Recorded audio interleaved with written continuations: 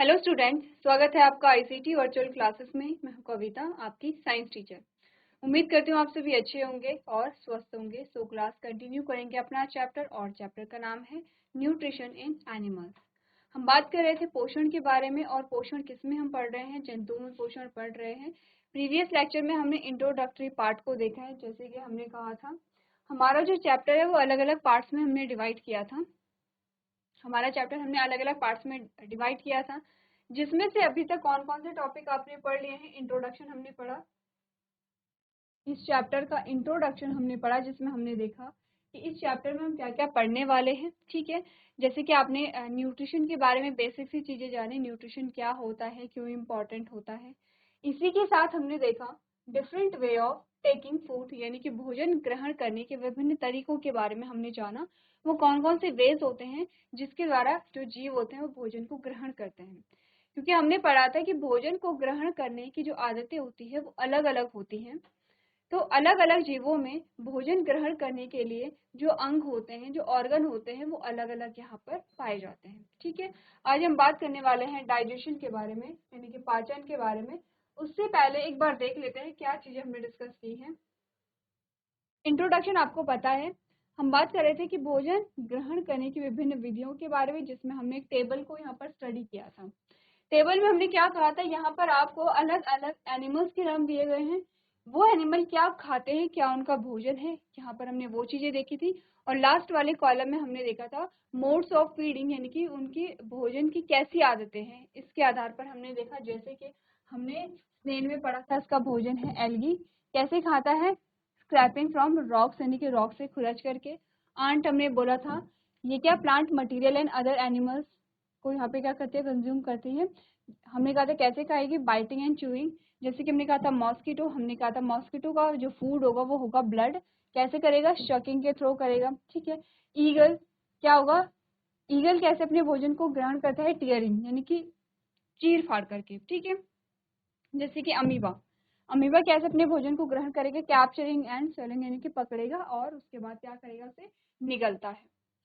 इसी के साथ हमने कहा एक और जीव हमारे पास आता है जो थोड़ा सा इंटरेस्टिंग है। इसमें भोजन ग्रहण करने की जो विधि है वो यूनिक है, जिसमें हमने स्टारफिश का एग्जाम्पल लिया था। हमने कहा था जो स्टारफिश होती है वो अपने स्टमक को पहले बाहर निकालेगी, स्टमक जो फूड है उसे कैप्चर करेगा, फिर स्टमक को फिर से क्या करेगी, अपने मुंह से अंदर डालेगी, और इस प्रकार से क्या करेगी, भोजन को कैप्चर किया जाता है। ठीक है, हमारे पास जो टॉपिक हमारा आएगा दैट इज डाइजेशन, जिसे हम क्या कहते हैं, पाचन कहते हैं। ठीक है, पाचन को अगर हम समझे कि पाचन क्या होता है, सबसे पहले डेफिनेशन समझेंगे, उसके बाद आगे की बात करेंगे। हमने बोला पाचन क्या होता है, जिसे आप डाइजेशन के नाम से भी जानते हैं। ठीक है, हुआ क्या यहाँ पर, पाचन में सिंपल सी चीजें हो रही हैं। हमने कहा पाचन में क्या हुआ,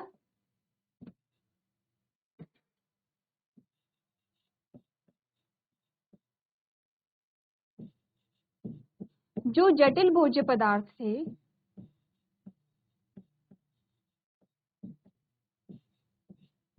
वो सरल भोज्य पदार्थ में परिवर्तित हो गए।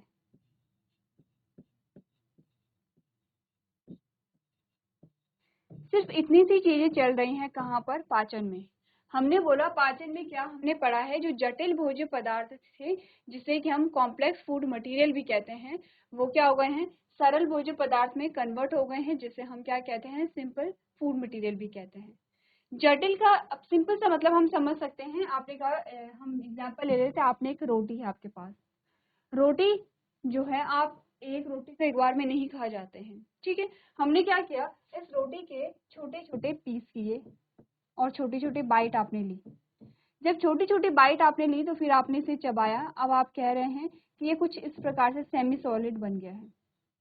ठीक है, उसके बाद क्या हुआ, कुछ केमिकल्स यानी कि जो पाचक रस होते हैं उन्होंने इस पे काम किया, और आपने कहा कि ये अब तरल फॉर्म में आपके पास आ गए हैं, यानी कि ये अब ज्यादा तरल रूप में आपके पास आ गए हैं। एक रोटी जो थी, जो कि आपके पास हम कह सकते हैं कि सॉलिड थी, उसके बाद हमने कहा कि छोटे छोटे पार्ट में आपने डिवाइड किया, उसके बाद आपने चबाया तो वो अर्ध ठोस अवस्था में आ जाता है, अर्ध ठोस अवस्था में, ठीक है। उसके बाद फिर से क्या हुआ, जब वहां पर पाचक रसों ने कार्य किया, तो अब जो रोटी है वो इतनी लिक्विड फॉर्म में आ गई है, तरल रूप में आ गई है कि अब हमारा जो शरीर है उस रोटी को क्या कर सकते हैं, एब्जॉर्ब कर सकता है, ठीक है। सेम यही जो एग्जाम्पल होता है वो सारे भोज्य पदार्थों पे होते हैं। जैसे कि हमने कहा एप्पल, आप एप्पल को एक बार में नहीं खाते हैं, आपने एप्पल की एक बाइट ली, आपने चबाया, फिर आपने उसे निगला, उसके बाद क्या हुआ, जब आपने उसे निगला तो वो स्टमक में गया, पाचक रसों ने उस पर कार्य किया है, वो अब इतनी सिंपल फॉर्म में कन्वर्ट हो जाता है, यानी कि वो तरल रूप में परिवर्तित हो जाता है। और अब आप कह रहे हैं कि वो क्या है, सरल भोज्य पदार्थ है। जो पूरा एप्पल था, पूरी रोटी थी, वो क्या था, यहाँ पर कॉम्प्लेक्स फूड मटेरियल था, जटिल भोज्य पदार्थ था।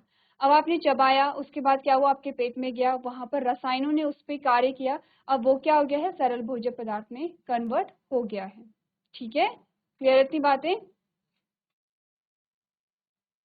अब हमने कहा ये जो प्रोसेस होती है, ये जो प्रक्रिया होती है, दो पार्ट में डिवाइड होती है, ठीक है। हमने कहा कि यहाँ पर जो पाचन की प्रक्रिया है वो दो रूप में क्या होती है, डिवाइड होती है। कौन कौन सी रूप में होती है?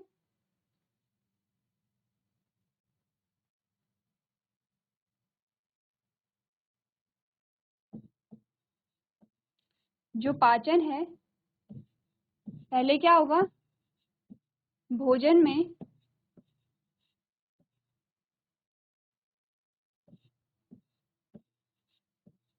भौतिक परिवर्तन आएंगे,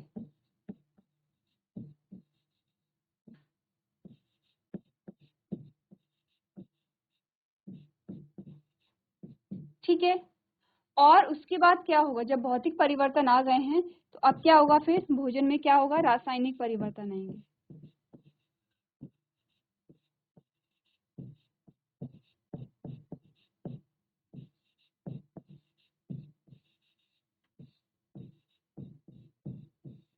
या फिर आप इसे क्या भी, ये भी कह सकते हैं कि पहले भोजन का फिजिकल ब्रेकडाउन होता है, यानी कि भौतिक रूप से हम भोजन को क्या करते हैं, उसका ब्रेकडाउन करते, उसे तोड़ते हैं।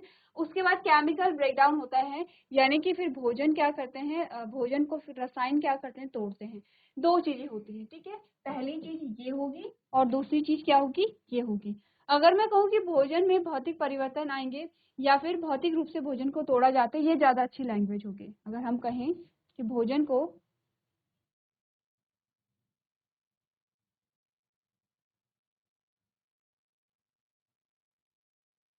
या फिर हम कहें भोजन या जटिल भोजन,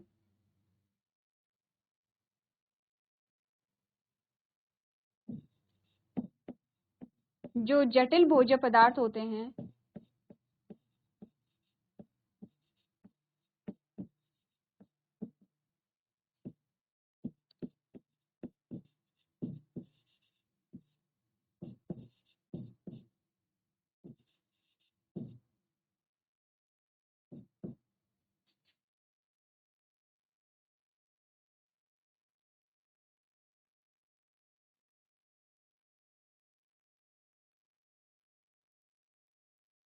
हमने बोला जो जटिल भोज्य पदार्थ होते हैं वो भौतिक विधि द्वारा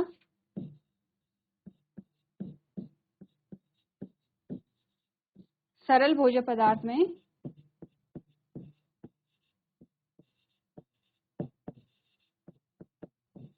परिवर्तित होते हैं,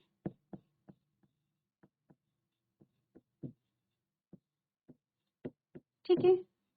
अब यहाँ से आप समझ रहे होंगे क्या चीजें हो रही हैं। पहली चीज ये हुई, दूसरी चीज हमने कहा, दूसरी चीज क्या हुई, जब यहाँ पर ऐसा नहीं होगा कि या तो ये हो रहा है या तो दूसरी चीज हो रही है। पहले हम लिख लेते हैं। हमने कहा यहाँ पर क्या होगा, जटिल भोज्य पदार्थ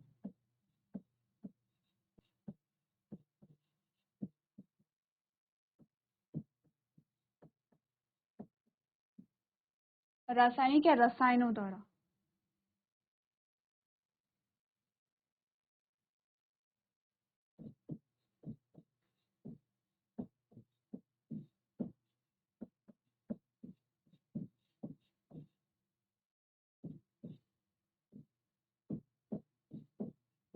सरल भोज्य पदार्थ में परिवर्तित होते हैं।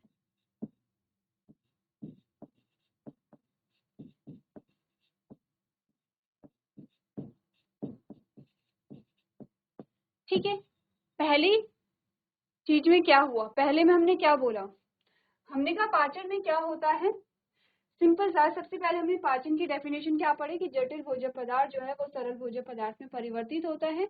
इस प्रक्रिया को हम क्या कहते हैं, पाचन कहते हैं।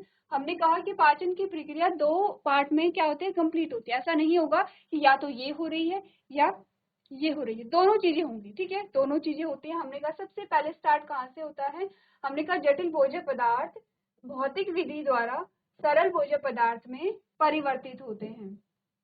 ठीक है, जो जटिल भोज्य पदार्थ है यहाँ पर क्या हो रहे हैं, जटिल भोज्य पदार्थ सरल भोज्य पदार्थ में परिवर्तित हो रहे हैं। कैसे, भौतिक विधि के द्वारा। भौतिक विधि क्या होगी, फिजिकली हमने कहा कि आपने क्या कर दिया है, किसी चीज को 2 पार्ट में डिवाइड कर दिया है, जैसे चबाना। इसका एग्जाम्पल क्या होगा, चबाना। हमने क्या किया है, फिजिकली जो रोटी थी उसे हमने क्या किया, बारीक चबाया, या फिर आपने रोटी को तोड़ा, आपने रोटी का निवाला बनाया, उसे चबाया। ये सारे क्या आते हैं, भौतिक विधि के द्वारा आपने भोजन को क्या किया, छोटे पार्ट में डिवाइड किया। जैसे कि आपने यहाँ पर देखा, ये वाला, ये जो स्टेप हमारा आता है, ये क्या आता है, यहाँ पे फिजिकल ब्रेकडाउन हुआ है, किसका, रोटी का। एक पूरी रोटी थी, उसे आपने छोटे छोटे पीसेस में क्या कर दिया है, तोड़ दिया है। अभी हमने कहा कि दोनों का कंपैरिजन किया जाए तो ये सरल रूप होगा रोटी का, ये जटिल रूप होगा रोटी का, ये जटिल रूप होगा, और इसे हम कहेंगे सरल रूप होगा। अगर हम कंपैरिजन करें इन दोनों का, अगर इसका और इसका कंपैरिजन करें तो हमने कहा फिर ये जटिल होगा और ये सरल होगा। फिर से हमने कहा अगर हम इसका और इसका करें तो हमने कहा ये फिर से क्या होगा, जटिल होगा, और ये क्या होगा, सरल होगा। तो यहाँ पर कंफ्यूज नहीं होना है। मैंने कहा कि पहले ये चीज होगी फिर ये चीज होगी। अब आपको कंफ्यूज नहीं करना है कि यहाँ पर सरल पदार्थ में भोजन परिवर्तित हो गया था, तो फिर से हमने ऐसा क्यों लिखा कि जटिल भोज्य पदार्थ रसायनों के द्वारा सरल भोज्य पदार्थ में परिवर्तित हो रहा है, क्योंकि हमने कहा कि जो जटिल भोज्य पदार्थ था वो सरल रूप में आया। ठीक है, लेकिन वो और ज्यादा सरल रूप में आ सकता है। तो हमने कहा पहले क्या हुआ, इसका फिजिकल ब्रेकडाउन हुआ था, अब केमिकल ब्रेकडाउन होगा, जिसमें हमने कहा था जटिल भोज्य पदार्थ रसायनों द्वारा सरल भोज्य पदार्थ में परिवर्तित होते हैं।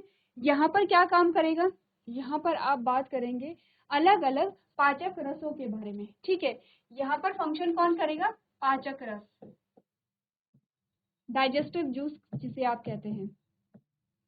ठीक है, जैसे कि अलग अलग आपके पास आ सकते हैं। हम यहाँ पर बात करेंगे लार की, हम बात करेंगे किसकी, HCl की यहाँ पर बात करेंगे। ठीक है, हम यहाँ पर पेप्सिन की बात करेंगे।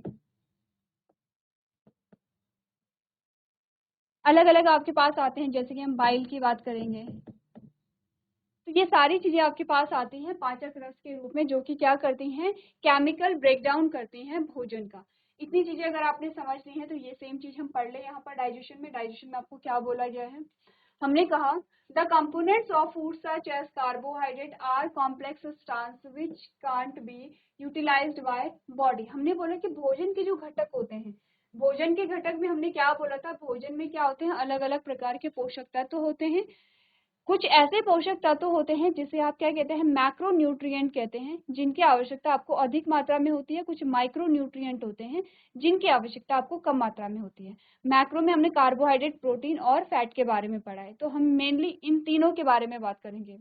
हमने कहा कि जैसे भोजन के घटक होते हैं, जैसे कार्बोहाइड्रेट है, वो जटिल होते हैं और शरीर के द्वारा इनका उपयोग नहीं किया जा सकता है। अगर हम सोचें कि एज इट इज आपने चावल लिए और चावल बिना चबाए, बिना पाचक रसों की मदद के आपके शरीर में वो जाए और वो आपको ऊर्जा दे दे, ऐसा पॉसिबल नहीं होता है। चावल आपको तभी ऊर्जा देंगे जब आप उसे चबाते हैं, जब वहां पर क्या होता है, उसका पाचन होता है, तभी वहां पर आपको ऊर्जा मिलेगी।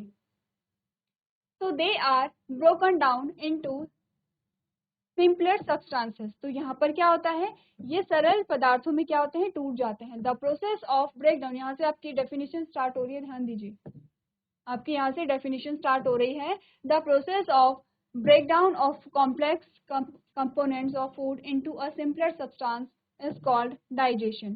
ठीक है, आ गई है डेफिनेशन। हमने बोला भोजन के जटिल घटकों के सरल पदार्थ में टूटने की प्रक्रिया को क्या कहा जाता है, पाचन कहा जाता है। डेफिनेशन आपको नोट कर लेनी है। There are two methods of digestion food. हमने कहा भोजन को पचाने की दो विधियां होती हैं, विधियां नहीं कह सकते, हम कह सकते हैं दो स्टेप होते हैं, दो चरण होते हैं।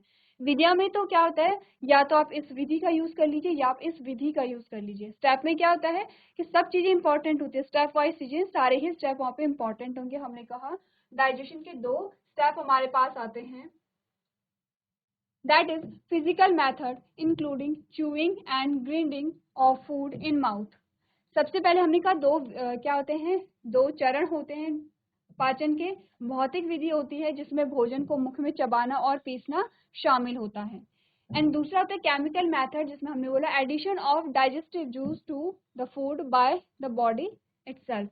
सेकेंड होता है रासायनिक विधि, जिसमें शरीर द्वारा भोजन में पाचक रसों को मिलाया जाता है। तो पहले को हम कहते हैं, जिसमें फिजिकल मेथड यूज हो रहा है उसे हम कहते हैं फिजिकल ब्रेकडाउन, जिसमें केमिकल्स यहाँ पर इंक्लूड है उसे हम कहते हैं केमिकल ब्रेकडाउन। ठीक है, इतनी बातें अगर कंप्लीट है तो हम आप बात करेंगे डाइजेशन को स्टार्ट करेंगे। सबसे पहले डाइजेस्टिव सिस्टम देखेंगे, क्या होता है डाइजेस्टिव सिस्टम, इसके बारे में बात करेंगे। पहले आप लोग डाइजेशन की जो डेफिनेशन है उसे नोट कर लीजिए।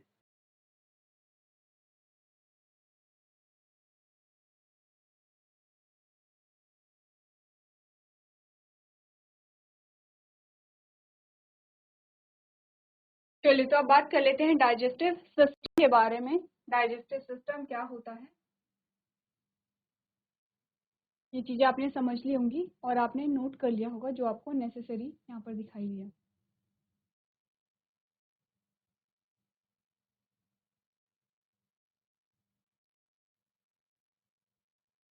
चलिए, हमने बोला डाइजेशन को पढ़ने के लिए क्या होता है, डाइजेशन की जो प्रक्रिया होती है, डाइजेशन की प्रक्रिया में कुछ अंग शामिल होते हैं। अब कोई भी चीज है, जैसे कि हमने कहा अगर हम देख रहे हैं तो देखने में कौन मदद कर रहा है, हमारी आंखें, बोलने में हमारे लिप्स, हमारे टंग, हमारे टीथ हेल्प कर रहे हैं। ठीक है, तो यहाँ पर इसी प्रकार से डाइजेशन में भी कुछ ऑर्गन यहाँ पर हेल्प करते हैं। ठीक है, उन ऑर्गन्स को हमने कहा कि सारे ऑर्गन है, इनका एक ही पर्टिकुलर काम है, अलग अलग ऑर्गन होते हैं, उनका काम एक ही होता है। तो हमने कहा इसे हम डाइजेस्टिव सिस्टम कह देते हैं, पाचन तंत्र कह देते हैं। तो पाचन को पढ़ने से पहले थोड़ा तंत्र के बारे में जान लेते हैं, तंत्र क्या होता है। हमने कहा एक चीज हमारे पास आती है कोशिका,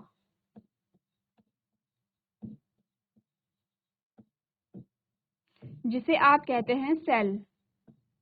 ठीक है, क्या होती है ये, हमने कहा जैसे कि हमने प्रीवियस लेक्चर में कहा था कि मान लीजिए ये जो सेल है ये एक बॉल जैसे हैं। ठीक है, ये बॉल जैसे हैं और बहुत सारे बॉल मिल रहे हैं आपस में, बहुत सारे बॉल क्या कर रहे हैं, आपस में मिल रहे हैं। ठीक है, और ये बहुत सारे बॉल मिलकर के क्या बनाते हैं, एक ऑर्गन बनाते हैं, और इसी प्रकार से सारे ऑर्गन ऐसे ही बनते हैं इन बॉल से। तो हमने कहा कि अगर हम कहें कि हमारा शरीर किस चीज से मिलकर के बना है, हमने कहा इन बॉल से मिलकर के बना है। इन बॉल्स का नाम क्या था, हमने कहा कोशिका था। जैसे कि हम घर पे कहते हैं हमारा घर, हमारे घर की दीवार किस चीज से मिलकर के बनी होगी, तो हम कहते हैं कि ईंट से मिलकर के। जब आपने सारी ईंटें वहां पर इकट्ठा की, एक के ऊपर एक ईंट को रखा गया था प्रॉपर, तो तब हमने कहा कि वहां पे दीवार बनती है। तो आप क्या कहते हैं, आप ये नहीं कहते हैं कि हमारा घर बहुत सारी ईंटों से बना है, आपने कहा कि जो घर है या दीवार है वो ईंट से मिलकर के बनी है। ठीक है, ईंट का हम नाम ले रहे हैं। वैसे ही हम कहते हैं कि हमारी जो पूरी बॉडी है वो कोशिका से मिलकर के बनी है, सेल से मिलकर के बनी है। सेल क्या होते हैं आगे जाके आप डिटेल में पढ़ेंगे, अभी के लिए आप इतना समझिए कि कुछ इस प्रकार के स्ट्रक्चर होते हैं जो बहुत छोटे होते हैं, जिन्हें आप सिर्फ माइक्रोस्कोप से देख पाते हैं। और जब वो छोटे छोटे स्ट्रक्चर आपस में मिलते हैं तो वो एक और स्ट्रक्चर बनाते हैं जिसे हम कहते हैं ऊतक, या जिसे आप कहते हैं टिश्यू। ठीक है, जैसे कि मैंने कहा ये एक ग्रुप आपके पास आ गया है, ये एक टिश्यू बन गया है। ठीक है, टिश्यू इसी प्रकार से, एक टिश्यू ये था, एक टिश्यू ये यहाँ पर बन गया है, और इसी प्रकार से अलग अलग टिश्यू यहाँ पे बन गए हैं। हमने कहा दो या दो से ज्यादा टिश्यू मिल करके क्या बनाते हैं, अंग बनाते हैं, ऑर्गन बनाते हैं। अब अंग कोई भी हो सकता है, जो भी आप बॉडी पार्ट्स पढ़ते हैं उसमें आपने ऑर्गन्स के बारे में पढ़ा है। अब क्या होता है, एक या एक से ज्यादा जो ऑर्गन होते हैं, दो या दो से ज्यादा ऑर्गन जो होते हैं, बहुत सारे ऑर्गन आपस में मिल करके क्या बनाते हैं, अंग तंत्र बना देते हैं, जिसे आप कहते हैं ऑर्गन सिस्टम।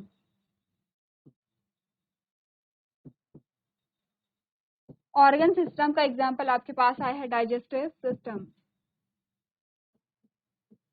जो कि आप अभी पढ़ेंगे। अब इस इमेज को देखिए, यहाँ से लेकर के यहाँ तक जितने भी आपको अलग अलग कलर में, अलग अलग साइज में, अलग अलग शेप में आपको चीजें दिख रही हैं वो ऑर्गन है। जैसे कि मैंने बोला ये एक ऑर्गन है, अब क्या नाम है आगे जाके बोलेंगे, ये एक ऑर्गन है, या ये एक ऑर्गन है, ये भी एक ऑर्गन है, ये एक ऑर्गन है, ठीक है, ये एक ऑर्गन है। यहाँ पर भी अलग अलग ऑर्गन होते हैं। तो हमने कहा कि बहुत सारे ऑर्गन मिल करके जब एक ही काम को करते हैं तो उनकी क्या बन जाती है, एक टीम बन जाती है। जैसे कि हमने कहा आप स्कूल में थे, स्कूल में आपको अलग अलग कार्य आपको दिया गया था, जैसे कि आप साफ सफाई का काम कर रहे हैं, तो टीम बना दी जाती है कि इतनी जो टीम है उन्होंने क्या करना है, यहाँ पर साफ सफाई करनी है। इतनी जो टीम है उन्होंने यहाँ पर क्या करनी है, जो आपके बेंच होते हैं, जो स्टूल होते हैं, उन्हें क्या करना है, सेट करना है।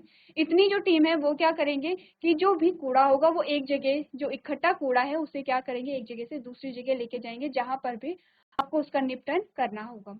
टीमें बनी होती हैं, जैसे कि आपकी टीम है और आपकी टीम का काम है कि आपको आपकी क्लास के जो मेज या स्टूल है वो सेट करने हैं।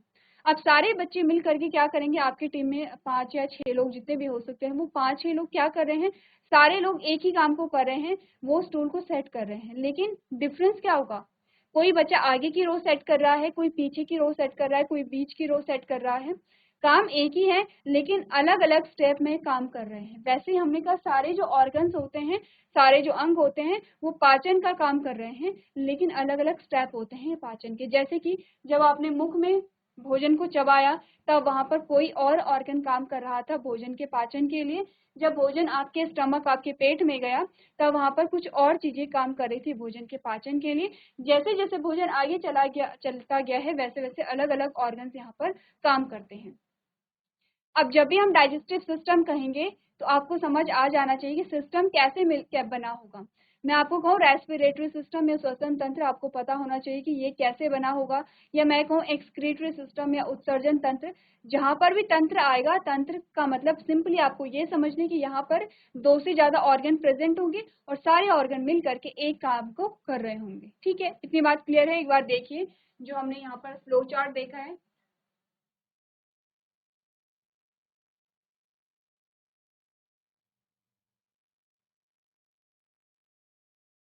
चलिए अब ये आपने देख लिया होगा। एक बार हम डाइजेशन के बारे में बात कर लेते हैं, आपको क्या चीजें बताई गई हैं। हमने कहा the food components pass through a continuous canal and get digested in each compartment, this is called an alimentary canal. It is the track और canal running from mouth to anus of human being where digestion and absorption of food takes place. The alimentary canal can be divided into various compartments. ये चीजें हम बाद में discuss करेंगे, पहले हम बात कर लेते हैं थोड़ा डाइजेस्टिव सिस्टम के पार्ट्स के बारे में या डाइजेस्टिव सिस्टम के ऑर्गन्स के बारे में, तब आपको ये चीजें ज्यादा समझ आएंगी। ठीक है, जो इमेज में बना हुआ है वो आपको बताया गया है। देखिए डाइजेस्टिव सिस्टम में कौन कौन से अंग शामिल होते हैं, इसकी लिस्ट आपको दी गई है। सबसे पहले हमने कहा होती है बक्कल कैविटी। बक्कल कैविटी जिसे आप कहते हैं मुख गुहा। ठीक है, इसके अलावा आप मुख गुहा के अलावा आप टीथ पढ़ेंगे, आप टंग पढ़ेंगे, आप स्लाइवरी ग्लैंड पढ़ेंगे। ठीक है, मुख गुहा होती है। उसके बाद आता है फूड पाइप, या फिर आपने बोला यहाँ पर आती है भोजन नली।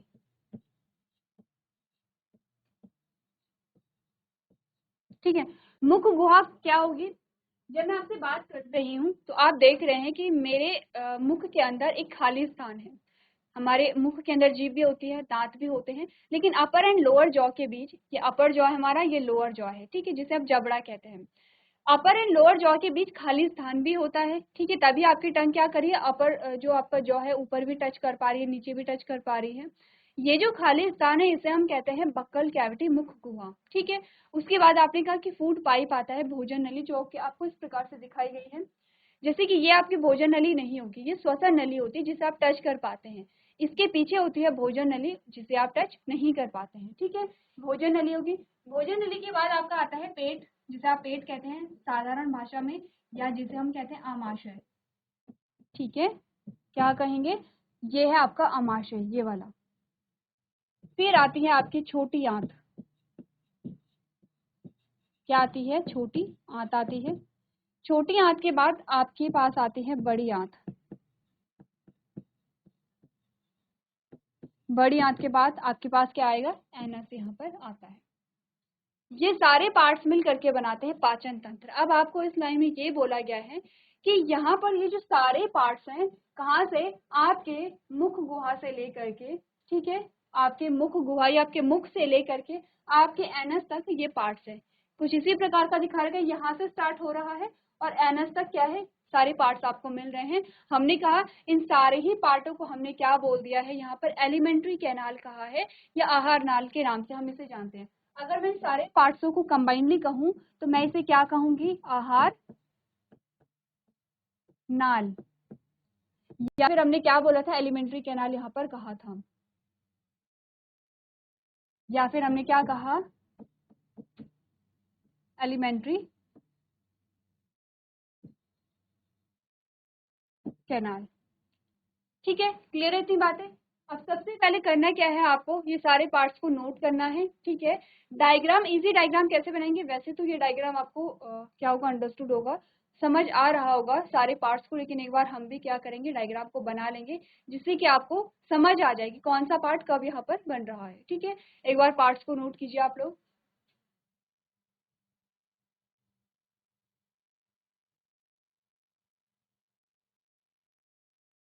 चलिए, इतनी बात क्लियर है। यहाँ पर जो आपका डाइजेस्टिव सिस्टम आता है उसके कुछ और पार्ट्स यहाँ पर आते हैं, और पार्ट्स को हम क्या कहते हैं? ग्रंथियां कहते हैं।